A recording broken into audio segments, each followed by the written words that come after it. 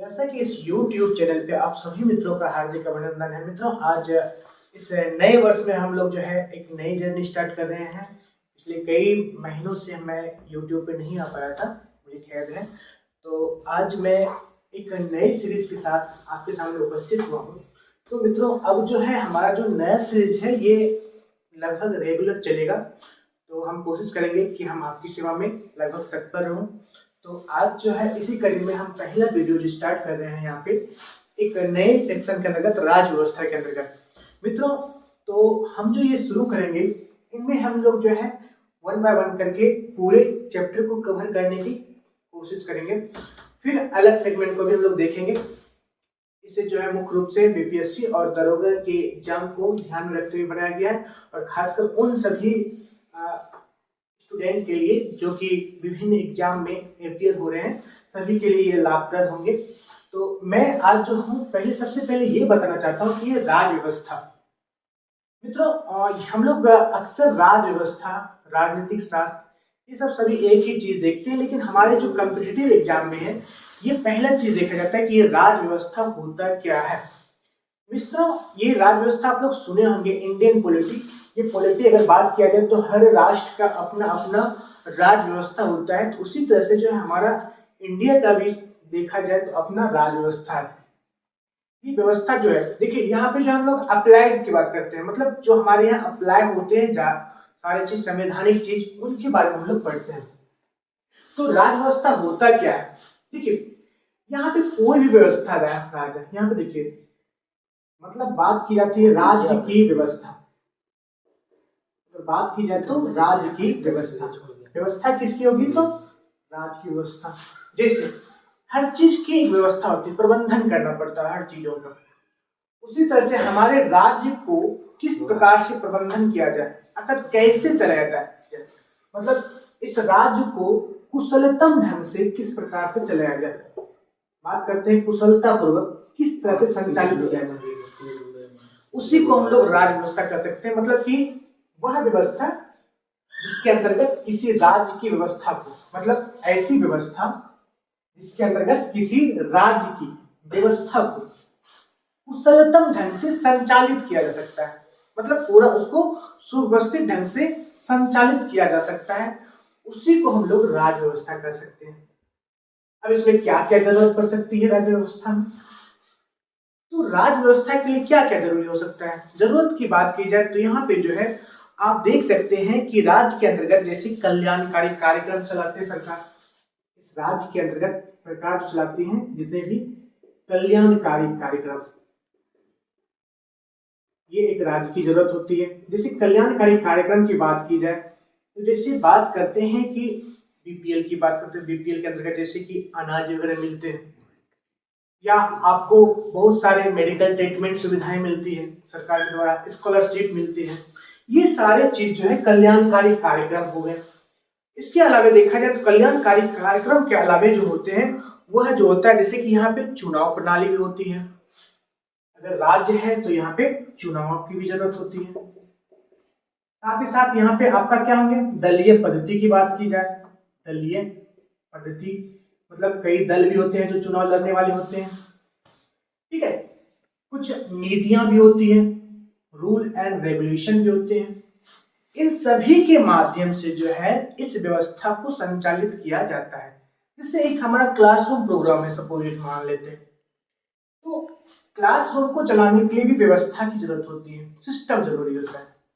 जिस सिस्टम के अंतर्गत हम क्लासरूम को चलाते हैं वह हमारा क्या कहलाया, मतलब क्लास की व्यवस्था कहलाएगी।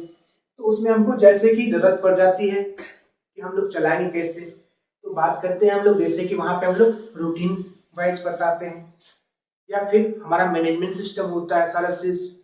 उसी प्रकार से इस राज्य को भी चलाने के लिए जो है इसको अच्छे ढंग से चला सके, इसके लिए जरूरत होता है क्या क्या, कुछ कल्याणकारी कार्यक्रम हो, चुनाव हो, दलीय पद्धति हो, कुछ नीतियां हो, ठीक है।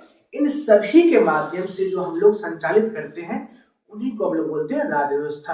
अगर इसको समराइज रूप में देखा जाए तो वह व्यवस्था जिसके अंतर्गत किसी देश की शासन व्यवस्था को कुशलतम ढंग से संचालित किया जाता है उसको हम लोग राज्य व्यवस्था कहेंगे। इसके अंतर्गत क्या क्या हो जाएंगे, कल्याणकारी कार्यक्रम हो जाएंगे, चुनाव हो जाएंगे, दलीय व्यवस्था हो जाएगी, नीतियां हो जाएंगी। ठीक है, इन सभी का जो है राज्य व्यवस्था को संचालित करने के लिए जो मेन स्रोत है, ठीक है, राज्य व्यवस्था को संचालित किया जा सकता है, उसके लिए जो मुख्य स्रोत है वह होता है कानून और नियम। ठीक है, ये पूरा चीज जो है, पूरा व्यवस्था जो संचालित होंगे, ये पूरा राज्य व्यवस्था जो संचालित होंगे, इसके लिए जरूरत हो जाती है किसकी? संविधान की। ठीक है, संविधान की जरूरत होती है। अगर इसको यूं कहा जाए आम बोलचाल की भाषा में, इस पूरा राज्य का जो व्यवस्था है, ठीक है, ये जो पूरा सिस्टम है, अगर बात कर सकते हैं कि ये जो राज्य व्यवस्था हम लोग देखिए, अगर बात करेंगे हम लोग कि ये जो पूरा सिस्टम है राज्य व्यवस्था, इसको चलाएंगे कैसे? इसको चलाने के लिए कुछ न कुछ तो नियम कानून जरूरी है, नियम और कानून, तभी ये संचालित हो सकता है। जैसे आप व्यवस्था को, किसी व्यवस्था को चलाते हैं, वो नियमों से बंधे होते हैं, उसी तरह से हमारा राज्य व्यवस्था को भी संचालित करने के लिए कुछ न कुछ नियम और कानून की जरूरत होती है। और उसका स्रोत क्या हो सकता है? हमारे यहाँ नियम कानून का एक दस्तावेज है, जिसको हम लोग क्या बोलते हैं? संविधान। तो आपसे पूछ सकता है कि राज्य व्यवस्था का स्रोत क्या है। ठीक है, राज्य व्यवस्था को संचालित करने के लिए, ठीक है, नियम और कानून की आवश्यकता होती है, जिसका स्रोत क्या हो सकता है? तो संविधान। हमारा जो पूरा सिस्टम चल रहा है राज्य व्यवस्था, उसका स्रोत क्या है? हमारा कॉन्स्टिट्यूशन है, अर्थात हमारा संविधान है, जिसके माध्यम से हमारा पूरा सिस्टम चलता है। हमारे पूरे राष्ट्र का जो है व्यवस्था, अर्थात हमारे राज्य की जो व्यवस्था है वह चलती है। अब आपके सामने एक क्वेश्चन एराइज होगी मित्रों यहाँ पे कि पहली बात कि राज्य क्या होता है। तो हम लोग यहाँ पे देखते हैं कि राज्य क्या होता है, तभी हम पूरी व्यवस्था को यहाँ से आगे देख पाएंगे। तो राज्य की बात जहां तक करते हैं इस राज्य व्यवस्था के अंतर्गत, तो पहला वर्ड आ जाता है, ये राज्य होता क्या है? ये बताओ, ये स्टेट। क्या ये स्टेट प्रांत है? जी नहीं, ये स्टेट प्रांत नहीं होता मित्रों। यहाँ पे जो ये स्टेट है, ये राज्य की जो बात हम लोग करते हैं, इसके लिए 4 पिलर बहुत ही नेसेसरी होते हैं। राज्य होने के लिए 4 आवश्यक शर्त होते हैं। इन शर्तों के आधार पर ही हम लोग राज्य बोल सकते हैं किसी भी स्थान को, अदरवाइज सभी को राज्य नहीं। ये हम लोग जो बिहार जैसे है, बिहार हो गया, बंगाल हो गया, उड़ीसा हो गया, इन सबको राज्य नहीं बोलेंगे। यहाँ राज्य कहने का तात्पर्य है कि हमारे पास जो है एक निश्चित भूभाग होना चाहिए। ये जो है भूभाग जो होना चाहिए, ये निश्चित होना चाहिए कि ये एरिया है। ठीक है, जैसे ये इंडिया का एरिया है, ये भूभाग होना चाहिए। एक जनसंख्या भी होनी जरूरी होती है। ये नहीं कि 10 आदमी बन रह गए और उसको हम लोग बोल देंगे कि ये राज्य हो गया। ठीक है, एक गांव नहीं बनता है तो राज्य कैसे बनेगा मित्रों? उसके बाद एक और चीज जरूरत होती है, जिसको बोलते हैं लोग सरकार। और इनके अलावे एक और जो सबसे महत्वपूर्ण चीज होती है, जिसको बोलते हैं संप्रभुता।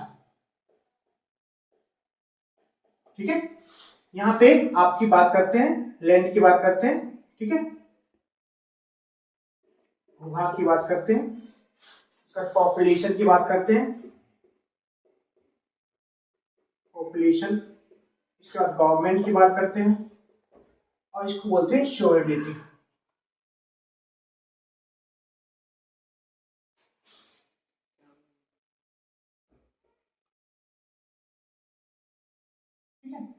ये सारे चीजों की आवश्यकता होती है।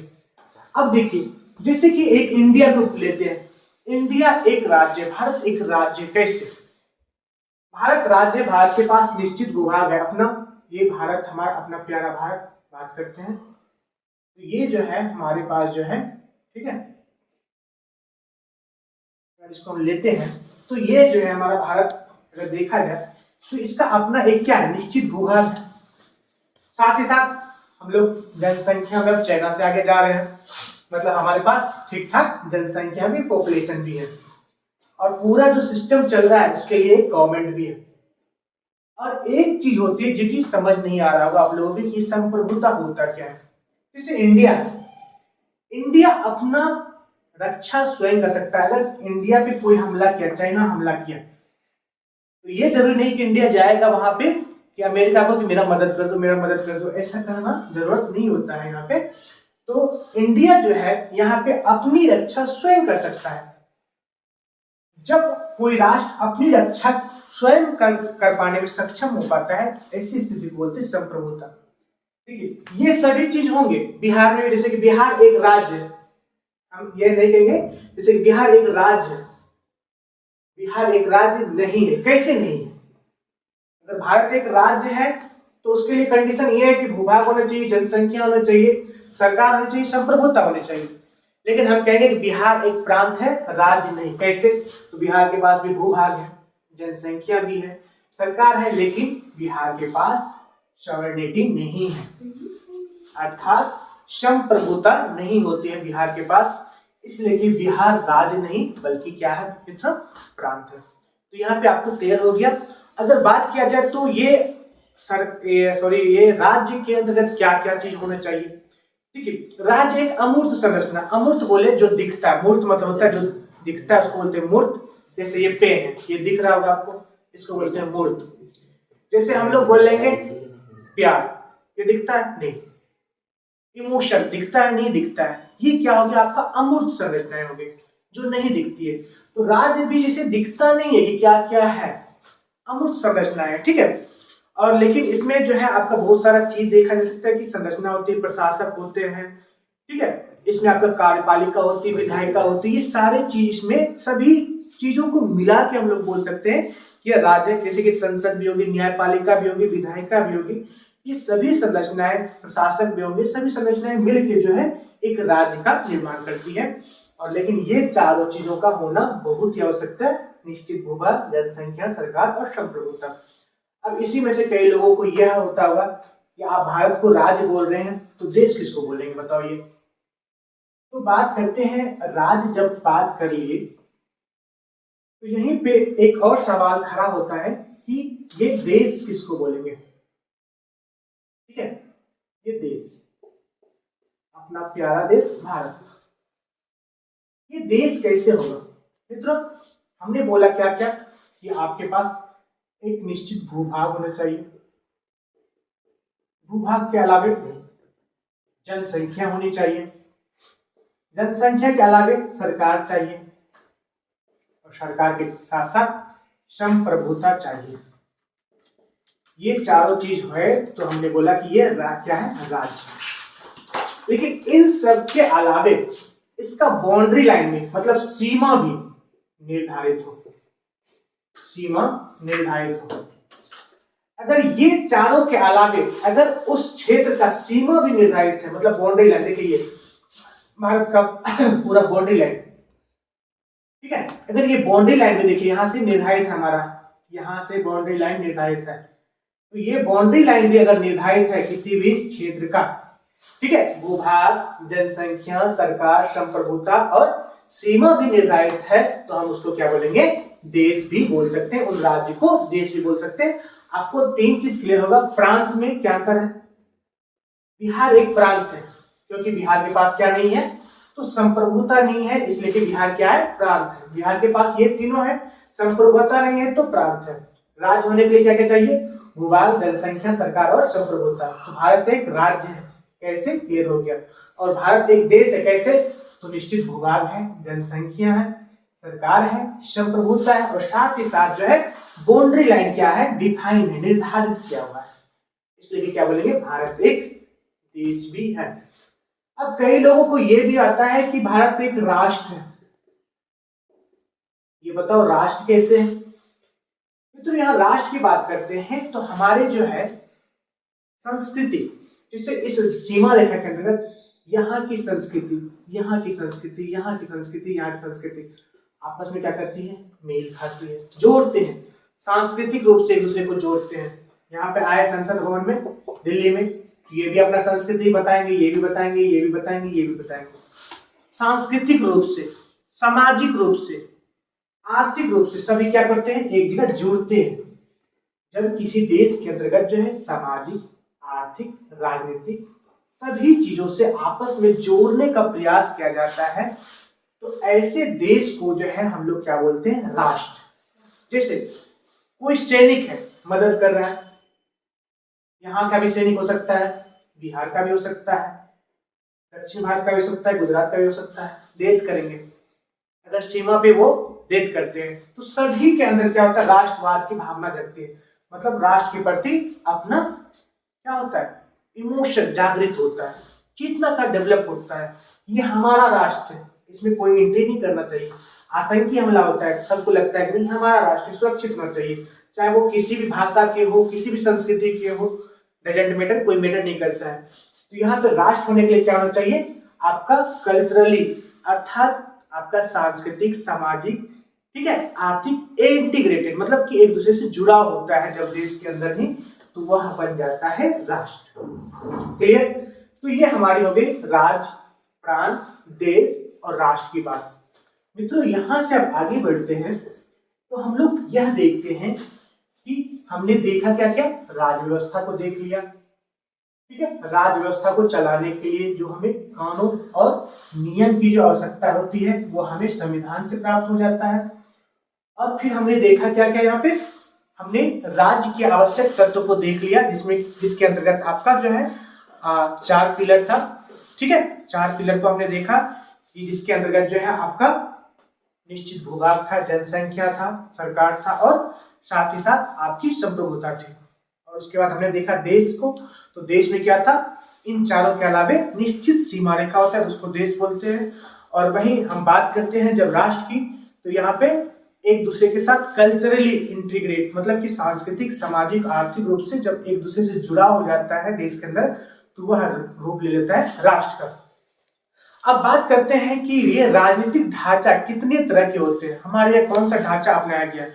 मित्रों अलग अलग देशों में जो है राजनीतिक ढांचा जो है अलग अलग होता है, अर्थात जो हमारा पॉलिटिकल सिस्टम होता है, ये राजनीतिक ढांचा की बात की जाए कि ये राजनीतिक ढांचा,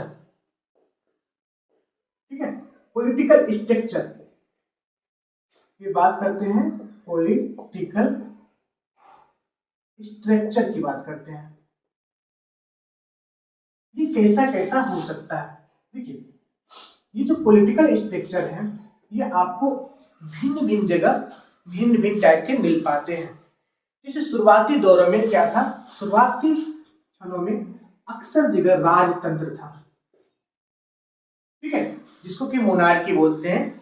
ये शुरुआती दौर में राजतंत्र का दौर था, जिसमें कि राजा बनते थे, ठीक है, पूरा राज्य को संचालित करने के लिए जो है राजतंत्र, राजा के माध्यम से शासन को संचालित किया जाता था। उसके बाद कई जगह जो है आप फ्रांसीसी क्रांति के बाद देखते होंगे, कई जगह जो है एक और रास्ता सामने आया, इसमें एक और वर्ड आया, लोकतंत्र, अर्थात लोगों का शासन। ये फ्रांसीसी क्रांति से पहले ही बात आ गई थी, प्रजातंत्र की बात आई थी, ठीक है। आप लोग भी सुने होंगे कि जैसे कि शुरुआत में इंग्लैंड सब में भी गौरवपूर्ण क्रांति वगैरह सब हुई थी। तो ये एक और सिस्टम, ये जो ढांचा हो सकता है, पहले राजतंत्र आया, फिर कहीं कहीं पे लोगों के द्वारा सरकार स्वयं चुनी गई तो लोकतंत्र भी आया गया, जिसको डेमोक्रेसी बोलते हैं। और आपको पता है कि प्रथम विश्व युद्ध के बाद या बहुत जगह ऐसे भी हुए जहां पे तानाशाह भी आ गए, तानाशाह, ठीक है, तानाशाही शासन जिसको बोलते हैं डिक्टेटरशिप, तानाशाही। तो आप देख सकते हैं ये जो पूरा पॉलिटिकल स्ट्रक्चर है पूरे वर्ल्ड में, ये 3 तरह से हो सकते हैं। या तो वह राजतंत्र होंगे जो किसी एक इंडिविजुअल व्यक्ति के पास पूरा पावर होता है, उसका भी बेटा, अगला वंश, उसका पीढ़ी दर पीढ़ी बनते जाता है राजा, इसको बोलते हैं राजतंत्र। लोकतंत्र जहां जनता अपना शासक स्वयं चुनती है, उसको बोल देते हैं हम लोग लोकतंत्र। इसको हम लोग विस्तृत रूप से आगे बढ़ेंगे और बात करेंगे तानाशाही, जहां पे जनता का कुछ नहीं चलता है, राजा जैसा चाहे वैसा कर सकता है। जैसे कि आप देख सकते हैं कि सोवियत संघ रूस में एक तरह से साम्यवादी शासन है, लेकिन चलता है एक व्यक्ति का है, पावरफुल होता है, आप उसका मनाही विरोध नहीं कर सकते हैं। जैसे कि इसमें अगर देखा जाए तो तानाशाह के रूप में हिटलर, जो कि काफी प्रचलित है तानाशाही के रूप में, मुसोलिनी का नाम, अभी वर्तमान में आप उत्तरी कोरिया के देख सकते हैं जो शासक है, ठीक है, उसको देख सकते हैं, वह भी एक तानाशाही का रूप है। तो आप देख सकते हैं कि ये जो पूरा पॉलिटिकल स्ट्रक्चर है पूरे वर्ल्ड में, यही तीनों पर आधारित है, या तो वो राजतंत्र है, या तो वो लोकतंत्र है या फिर तानाशाह है। और हमारे भारत में क्या चल रहा है भाई, लोकतंत्र चल रहा है। ठीक है, अब इससे आगे बढ़ते हैं कि ये पॉलिटिकल ढांचा तो हमने देख लिया। अब बात करेंगे कि ये जो शासन पूरा चल रहा है इसकी कौन कौन से पार्ट है, कौन कौन से अंग है। तो हम लोग देख लेते हैं यहाँ पे कि अगला जो है, इससे आगे जो हम लोग बढ़ते हैं, यहाँ हम लोग यह देखेंगे कि शासन के अंग क्या क्या है। ये जो पूरा शासन चल रहा है, ठीक है, इसके कौन कौन से ऑर्गन्स हैं जिसके माध्यम से ये पूरा शासन चल रहा है, अर्थात यह पूरा राज्य व्यवस्था जो चल रहा है इसके शासन के अंग क्या क्या है। ठीक है, ये जो पूरा शासन चल रहा है तो शासन का अंग क्या क्या है मित्रों। यहाँ पे ऑर्गन देखते हैं, ये जो पूरा सिस्टम चल रहा है, ठीक है, ये जो ऑर्गन ऑफ गवर्नमेंट, ठीक है, ये शासन के जो अंग है इनको देखते हैं। तो ये जो पूरा शासन के अंग है ये 3 अंग होते हैं शासन के, ध्यान रखिएगा। कई जगह सरकार के अंग बोल देते हैं लेकिन ये शासन के मुख्य रूप से 3 अंग हैं। ठीक है, ये शासन के 3 अंग क्या क्या है, आपका एक हो जाता है विधायिका, ठीक है, इसी विधायिका को व्यवस्थापिका भी बोलते हैं, विधायिका बोले या व्यवस्थापिका, ठीक है, विधायिका बोल सकते हैं या इसको व्यवस्थापिका बोल सकते हैं। दूसरा जो होता है अंग जो होता है उसको बोलते हैं कार्यपालिका, ध्यान रखिएगा। दूसरा जो अंग होता है उसको क्या बोलते हैं हम लोग, कार्यपालिका। और तीसरा जो अंग होता है वो क्या होता है, न्यायपालिका। ठीक है, इन 3 अंगों के माध्यम से पूरा शासन जो है संचालित किया जाता है, या तो कार्यपालिका, विधायिका, न्यायपालिका, तीनों एक दूसरे को बैलेंस करते हैं, तीनों अपने आप में, ठीक है, शक्तिशाली है। यह अगर गलती करता है तो यह नियंत्रित करता है, यह गलती करता है तो यह नियंत्रित करता है, यह भी गलती करेगा तो यह नियंत्रित करेगा, और यह भी जिसको नियंत्रित करेगा। मतलब यहाँ पे क्या है, बैलेंसिंग किया गया है, एक दूसरे को बैलेंसिंग किया गया है ताकि कोई तानाशाह न बन सके, और इसको काम दिया गया है। जैसे हमारे यहाँ विधायिका की बात किया जाए मित्रों, यहाँ पे विधायिका से तात्पर्य है कि जिसको हम लोग चुन के भेजते हैं। जैसे कि लोकसभा चुनाव होता है तो मेंबर ऑफ पार्लियामेंट, एमपी जिसको बोलते हैं, तो वो संसद को हम लोग चुन के भेजते हैं, कहाँ पे, दिल्ली भेजते हैं पार्लियामेंट में, वो हमारी क्या हो गई, व्यवस्थापिका हो गई। या फिर राज्य में चुनाव होते हैं तो वहां पे भेजते हैं विधायिका को, विधायक को भेजते हैं, वो हमारी क्या हो गई, जनता के प्रतिनिधि जो होते हैं वो होती है व्यवस्थापिका। और इसका काम क्या होता है, मुख्य काम होता है कानून बनाना, मतलब कानून का निर्माण करना। ठीक है, कानून बनाना इसका मुख्य कार्य होता है, कानून का निर्माण करना। इसके अलावा जो दूसरा होता है व्यवस्थापिका, ये 2 तरह के होते हैं, एक स्थायी और एक अस्थायी। जो इस विधायिका में से चुनते हैं, जिसको बहुमत मिलता है, मैंडेट मिलता है, जनादेश मिलता है, उस जनादेश के माध्यम से जो सरकार चलाती है उसी में से कुछ लोग मंत्री वगैरह बनते हैं, अर्थात प्रधानमंत्री और मंत्री परिषद जो होते हैं ये कार्यपालिका के सदस्य होते हैं। यह जो विधि बनी, कानून बनी, इस कानून को लागू करने का काम यही लोग करते हैं। तो इसका काम क्या है, कानून को लागू करना, ध्यान रखिएगा, कानून को लागू करना इसका काम है। और इसके अलावे हमारे यहाँ जो है एक न्यायपालिका का हायरार्की तैयार है, जिसे सबसे ऊपर सुप्रीम कोर्ट, उसके नीचे हाई कोर्ट, उसके नीचे अधीनस्थ न्यायालय, लोअर कोर्ट। तो इसका काम क्या है, इसका काम है न्याय करना। ठीक है, इसका काम क्या है, कानून के अनुसार न्याय करना। ठीक है, ये न्याय करेंगे, न्याय करना, और यह जो है क्या करेंगे, और क्या करेंगे, और कर सकते हैं ये कानून जो बना, इस कानून की समीक्षा भी कर सकते हैं, कानून की समीक्षा भी कर सकते हैं, और ये न्यायपालिका। तो ये हमारा शासन का अंग हो गया, क्या क्या, तो विधायिका, कार्यपालिका और न्यायपालिका, ये हो गए शासन के अंग। अब यहां से मित्रों बात करेंगे कि कार्यपालिका। ठीक है, ये कार्यपालिका को आप अच्छे से देखोगे तो ये कार्यपालिका होता क्या है, क्योंकि हम धीरे धीरे ये चैप्टर को आपको हम धीरे धीरे खोल रहे हैं। तो यहां से जब आगे बढ़ेंगे तो अगला जो बात करेंगे हम लोग करेंगे कार्यपालिका का। ठीक है, तो यहाँ पे अगर बात की जाए कि कार्यपालिका होता क्या है, ठीक है, तो कार्यपालिका को देखेंगे, लेकिन हम इससे आगे जो है आपको वेट करना पड़ेगा, ये हम कल के वीडियो में लेके आएंगे कार्यपालिका से आगे। ठीक है, तो आज धीरे धीरे आपको पहले समझना है, फिर हम लोग इनमें टाइम और भी बढ़ाएंगे। ठीक है, तो आज यहाँ तक हम लोग रोकते हैं। इससे आगे की वीडियो में हम लोग देखेंगे क्या चीज के बारे में, तो कल की वीडियो में हम लोग देखेंगे कार्यपालिका से, ठीक है। और आपको ध्यान होना चाहिए कि इन सभी चीजों का जो है हम आपको नोट्स भी दे देंगे, प्रिंटेड नोट्स आपको प्रोवाइड कर देंगे, ठीक है। वो हमारे टेलीग्राम से जुड़ सकते हैं। टेलीग्राम का नाम है आपका, ध्यान रखिएगा मित्रों, ये है आपका जिज्ञासा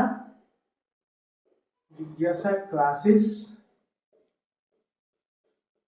ठीक है। सुमन सर के नाम से हमारा टेलीग्राम चैनल भी है, वहां पे भी आप जुड़ सकते हैं। आपको नोट्स सारे मिल जाएंगे, ठीक है, पूरा प्रिंटेड नोट्स मिल जाएंगे ताकि आप अच्छे से इसको पढ़ सकें, ठीक है। तो आज की कक्षा में इतना ही रहने देते हैं, मिलते हैं कल नेक्स्ट वीडियो में, तब तक के लिए धन्यवाद।